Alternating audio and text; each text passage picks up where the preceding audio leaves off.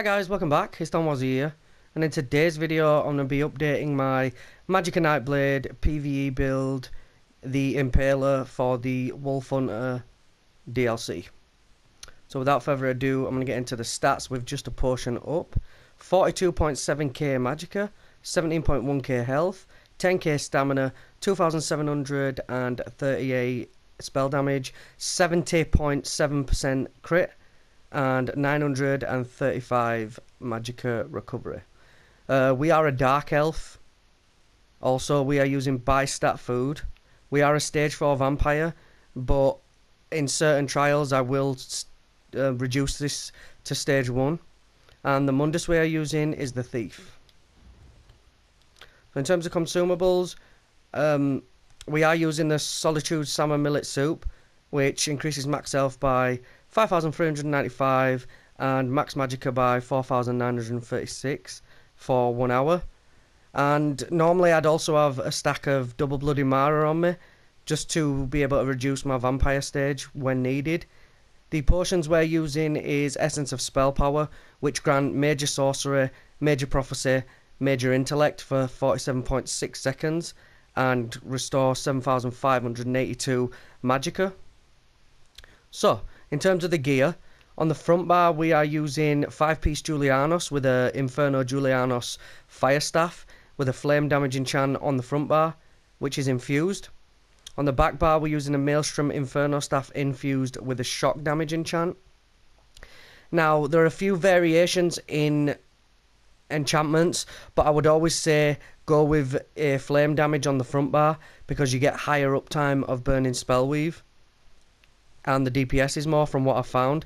In terms of the back bar, if you have enough concussion in your group, then I would suggest changing it to an Absorb Magic enchantment. So the monster set we're using is the 2-piece Zan. You can use Grothgar, you can use Valkynscoria, that's entirely up to you if you cannot get Zans. Zans is the most DPS producing. And obviously we've got the 5-piece Julianos as well, with Burning Spellweave on the jewellery and 2 body pieces, and the Julianos on the Inferno Staff front bar and 3 body pieces. So ideally I would have this piece infused. I just haven't had time to come on and do the pledges and get transmute crystals, but yeah, eventually that will become infused, as well as the chest piece is infused and the legs are infused, and the smaller pieces will be divines. As of right now, it's not that much of a DPS difference, so it doesn't really matter that much. As for the jewellery, we're running 2 arcane, 1 bloodthirsty for that beefy execute damage, and 3 spell damage enchantments. Now I'm going to go over the skills. So on the front bar we have Impale, Elemental Weapon, Cripple and Grasp, Merciless Resolve, Inner Light, and the ultimate is Fiery Rage. On the back bar we're running Blockade of Fire, Refreshing Path, Siphoning Attacks, Harness Magicka, Channeled Acceleration, and Soul Harvest. If you want a run through of the skills more in depth, then I would suggest checking out my previous build video from Somerset. The only changes are the enchantments and the CP. So that's why I'm going over this really quick. So I'm going to put timestamps in the description, just so you can skip past this part if you want, but I'm going to go over some passives right quickly. So you're going to want to take all the assassination passives, all the shadow passives, all the siphoning passives, all the destruction staff passives, all the light armor passives. You're going to want to take, if you have enough skill points, Windwalker in the medium armor skill tree, just for that extra stamina recovery, always beneficial in trials.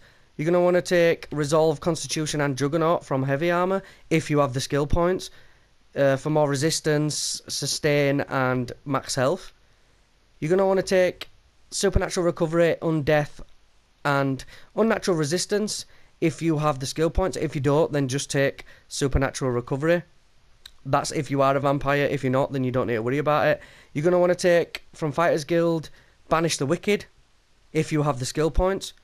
In the Mages Guild, you're going to want to take Everlasting Magic, Magicka Controller, and Might of the Guild.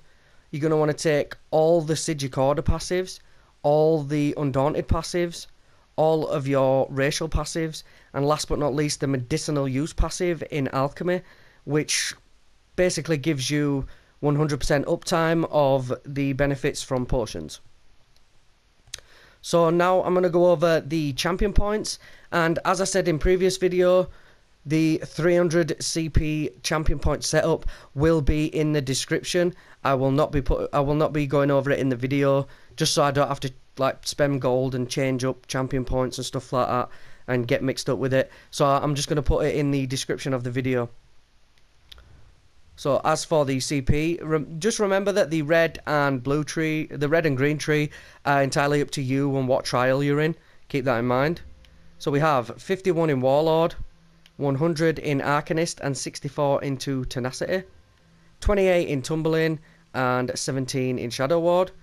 We have 66 in Elfborn, 49 in Elemental Expert, 30 in Spell Erosion, but just keep in mind your penetration in a trial. Just check, see who's got Alkosh, who's got Infused Crusher, if there's Taurugs in your group, and then set your Spell Erosion points accordingly. If you do not need as many, then I'd put the rest in Elemental Expert and Staff Expert. So Staff Expert we have 9, Master at Arms we have 66, and Thaumaturge we have 40. In Ironclad we have 51, 28 in Spell Shield, 56 in Hardy and Elemental Defender, and 40 into Thick-Skinned, 20 into Bastion, and 9 into Expert Defender.